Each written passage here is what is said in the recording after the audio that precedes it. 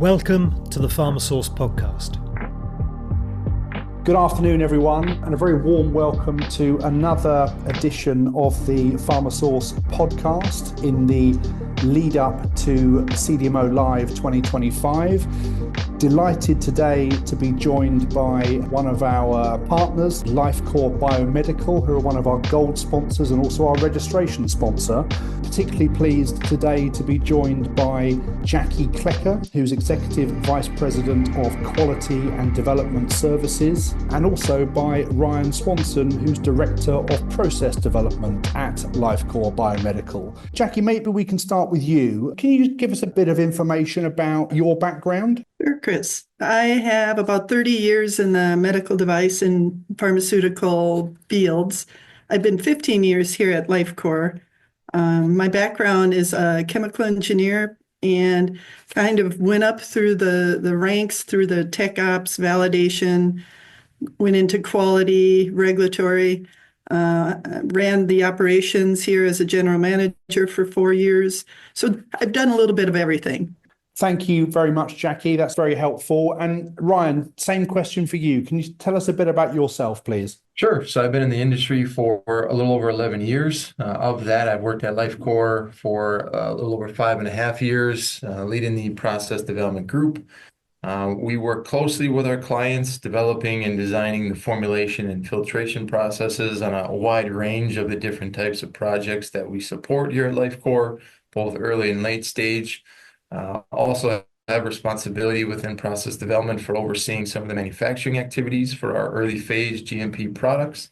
Process development also helps with raw material documentation, as well as coordinating activities in our pilot lab facility. Prior to Lifecore, I worked at BMS, also on the process development side of the industry, mainly managing CMC activities. Thank you. Tell us a bit more about Lifecore Biomedical. Sure, I can take that one. Lifecore has been around this will be our 60th year. So we've been around for a while. We, as Ryan said, work with development, clinical, and commercial injectable products as a CDMO. We do vials, syringes, cartridges. We've been doing aseptic filling for over 30 years. And we also, where we really started was with sodium hyaluronate production. We've been doing that for 40 years. And that's important because working with sodium hyaluronate has really helped us with some of our technical expertise. Currently, we have about 40 plus years of regulatory experience. We have worked with all kinds of different regulatory agencies with APIs, medical devices, combination products, drugs, biologics, and we have over 20 commercial products. As I mentioned, our roots are in the sodium hyaluronic production, and that when you deal with sodium hyaluronate, it's a very viscous as maple syrup, for example, over 100,000 centipoise. So that's really where we have our technical basis from. Great, thank you. Really interesting to hear about that journey over 60 years. And congratulations, by the way, obviously on the anniversary this year. That's a very big year, 2025, but really interesting to hear about the journey from where it started to becoming a truly end-to-end CDMO. That's fascinating stuff. What makes Lifecore unique? Certainly when you think of Lifecore, one of our unique skill sets is our ability to deal with both complex processes and complex products. Now, historically for Lifecore, that's really meant handling very viscous products. Certainly there's a lot of complexity, as Jackie pointed out, dealing with the very viscous material. However, over the past number of years, we've evolved the type of complexity that we routinely deal with now to include more sensitive molecules that may not be part of a high viscous material. So for instance, if a molecule has very sensitive to light or oxygen, we have a number of molecules now where we've been able to put some manufacturing controls in place to accommodate for that. I'd also like to point out, every company says that they're flexible. It's an easy thing to say about a company, but very hard to prove. At Lifecore, our flexibility is demonstrated by our willingness to transfer in-house. For instance, any new and unique process or formulation equipment that a client may require. We're also willing and able to stand up any custom analytical testing equipment. And honestly, we're pretty agnostic when it comes to the type of molecule or even the therapeutic indication. So I really think our flexibility helps set us apart. And then finally, I do want to point out we are a mid-sized CDMO, and one of the benefits there is it allows us to be nimble. We are still large enough where we offer our clients a wide range of in-house capabilities like analytical and stability, packaging, wide range of filling capabilities, but still small enough to allow us to be nimble and rapidly communicate or coordinate even amongst all those different functional areas to get things done. Yeah, and I would add too is we really have this culture of, we call it metal here is one of our values, but it's really grit, really being able to take on some very technical efforts that other people can't. Other CDMOs other clients have come to us because their CDMO could not do a filling, for example, of some technical products that we were able to figure out. And that is both from Ryan's group, he has a very deep, knowledgeable group in process development, and we have a very experienced filling team who has been able to fill solutions without bubbles, for example, fill extremely viscous solutions where we had to redesign parts of the filling. So I think the grit is a really important part of who we are.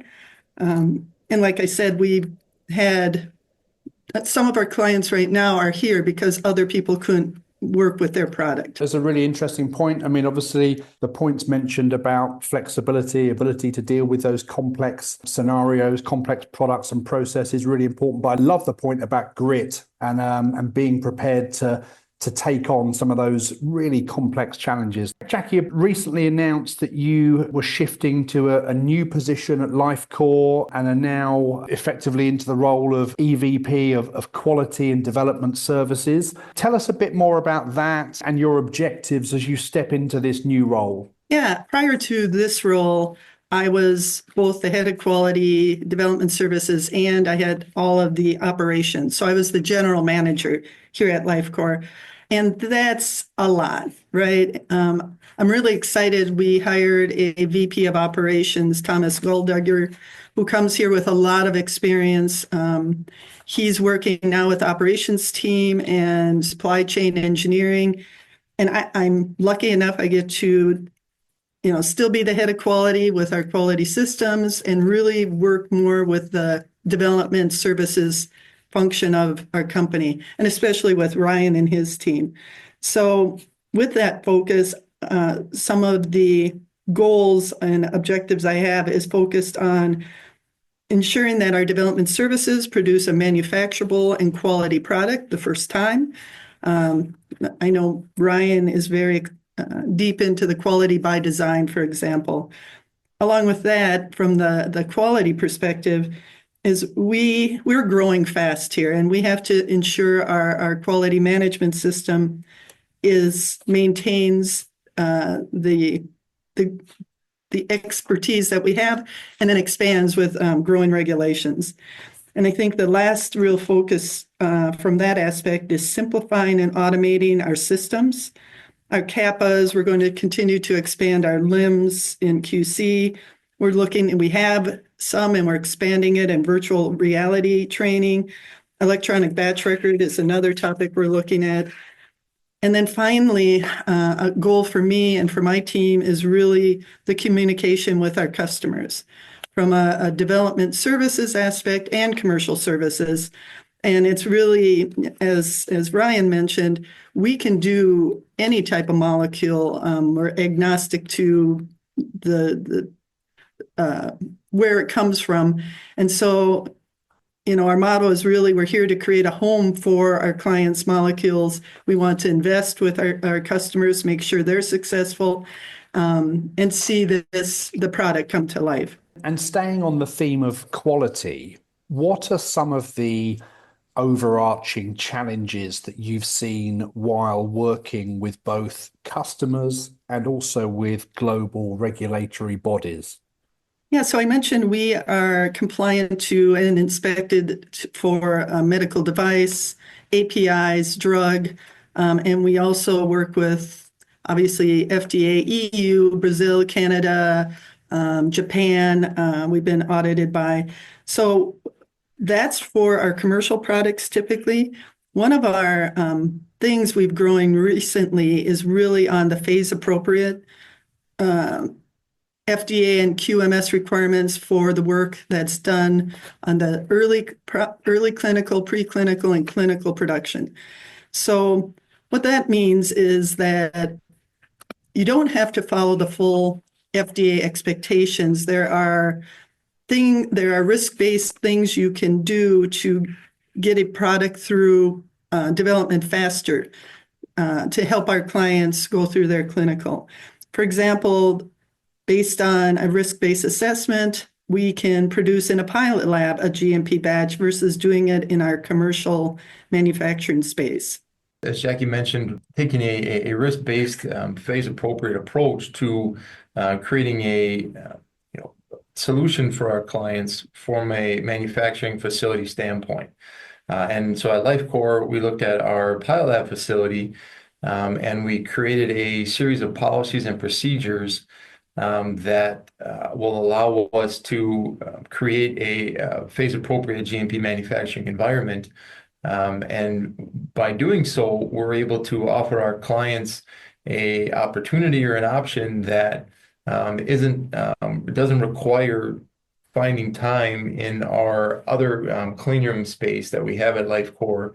Those clean rooms, those clean rooms are typically very busy supporting commercial and late-stage clinical manufacturing activities. So using our pilot lab facility creates more flexibility for our clients and their timelines. It's also a reduced cost typically for our clients because of the differences between the overhead associated with maintaining a clean room versus our pilot lab facility. And specifically how we were able to do this, creating those policies and procedures, that there are still certainly need to maintain a certain level of GMP requirements. So, things like raw material traceability, line clearance, gowning, even environmental monitoring and material transfer, those aspects we still abide by when we use our pilot lab facility. And as Jackie mentioned, a lot of what we do is risk-based. And so we created a risk assessment, but then routinely updated it, focusing on our pilot lab facility operations, making sure that when we are doing GMP activities, we're continuously evaluating a range of potential risks, even things like cross-contamination. And to date, we've actually had a number of clients that have taken the opportunity to use our pilot lab facility. And also then we've had those policies and procedures stand up to client audits. So we're very happy with being able to provide that service to our early phase clients. And to build on what Ryan said, it's really the same for qualification of test methods. So it's phase appropriate. You always have to fully qualify a sterility method prior to human use of the batch that we produce. But other methods are still in flux. You have to ensure that they're fit for intended use, but you don't have to go through the extensive qualification that you will once it goes further down the line to commercial. Are there any other misconceptions that you typically see? Well, from my perspective, just jumping in with a thought, one of the misconceptions we still see with regards to that phase appropriate is certainly raw materials.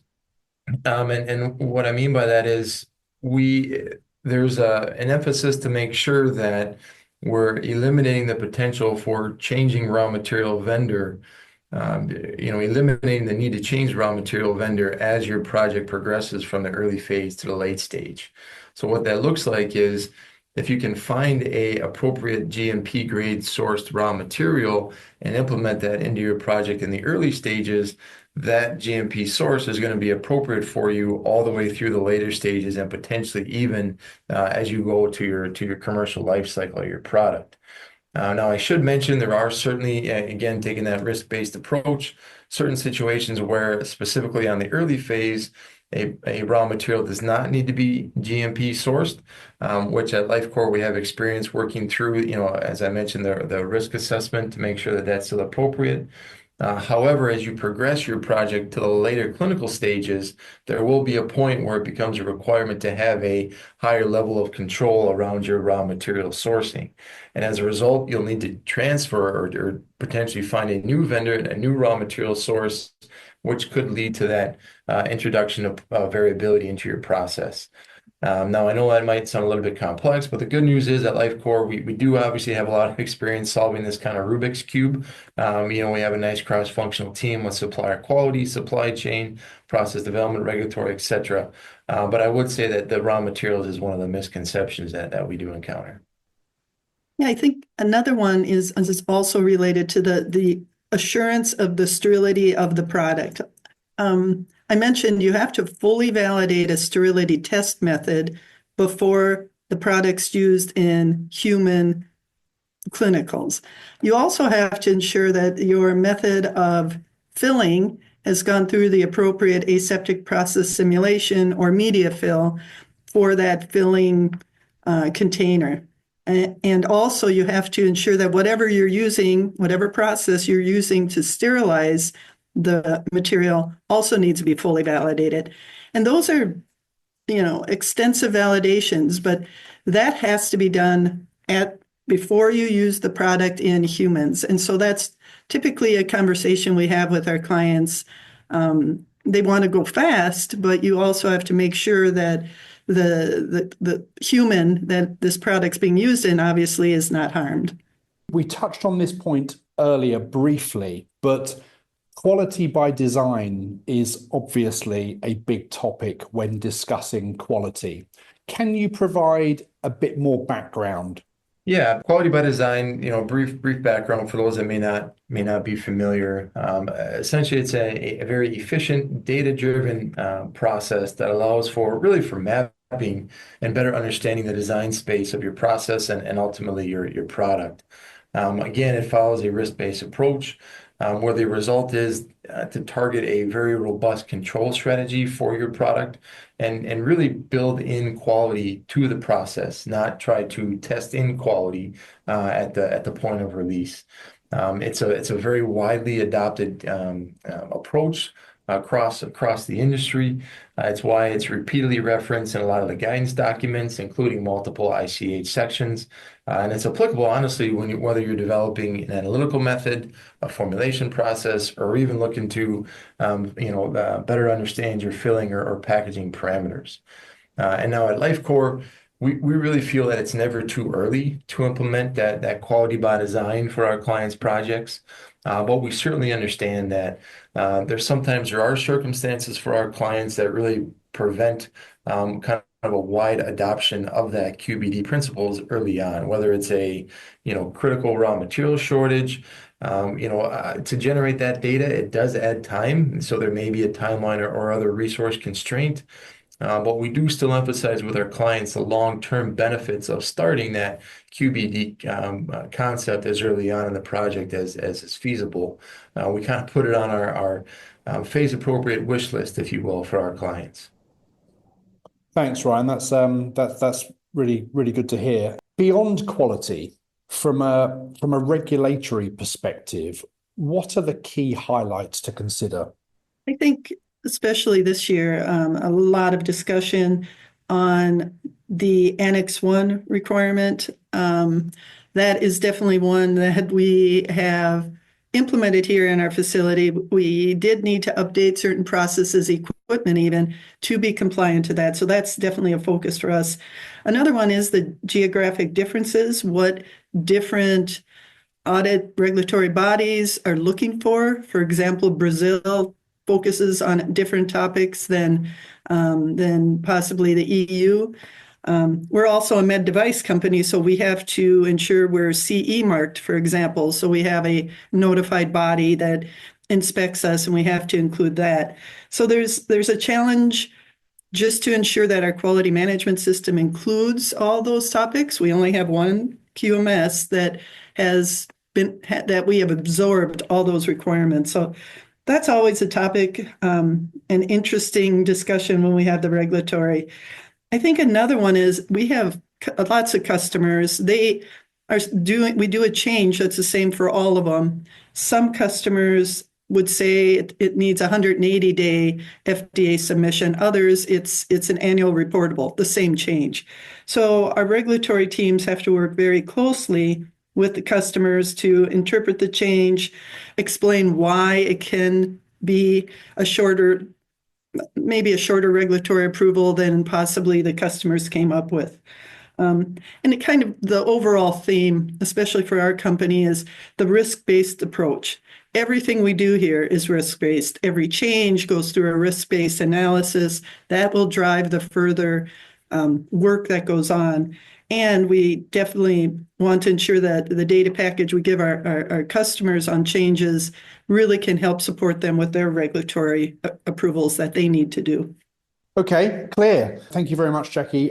Sadly, that is all that we have time for today in this pre-CDMO Live PharmaSource podcast with Lifecore Biomedical. It's been a really fascinating conversation. A very big thank you to Jackie and to Ryan for your insights and your expertise, learning a bit more about Lifecore. And we certainly look forward to hearing more at CDMO Live 2025 in Rotterdam in May. So Ryan and Jackie, thanks ever so much for joining us today, and we look forward to hearing more in Rotterdam. Experience the future of contract manufacturing at CDMO Live 2025. Join us at the World Trade Centre Rotterdam on May the 7th and 8th, 2025 for an exclusive event that brings together the sharpest minds in biopharma outsourcing. For 2 days filled with market insights, best practices and partnering. Early bird tickets are now available, so head to cdmolive.com to download the agenda and to book your ticket.